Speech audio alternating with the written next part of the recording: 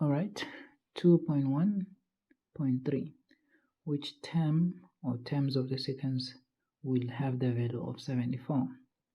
So since we have already found the general term of the sequence, which was Tn is equal to n squared minus 34n plus 354.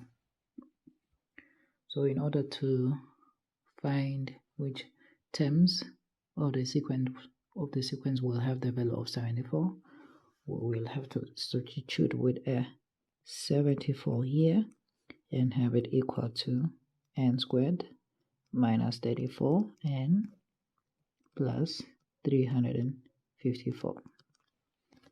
So the first thing we'll do is take the 74 from the left hand side to the right hand side. We will do that by subtracting 74 and also subtracting 74 here, such that we will have n squared minus 34 and 354 minus 74, that is 280. So we will have 280 equal to 0. So now we have a simple quadratic equation. Let us just factorize this. So we will have 2 brackets equal to 0. Here we will have an n and also an n here.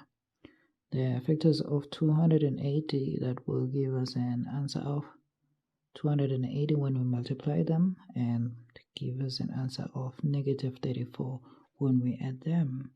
That is negative 14 and negative 20, because negative 14 multiplied by negative 20, that is 200 and positive 280, and negative 14 plus negative 20, we get an answer of negative 34. So n minus 14 is equal to 0, or n minus 20 is equal to 0. So to make n the subject of this, we have n equal to a positive 14, or n is equal to a positive 20. So here we have 2 terms which are equal to 74. That is when n is equal to 14 and when n is equal to 20.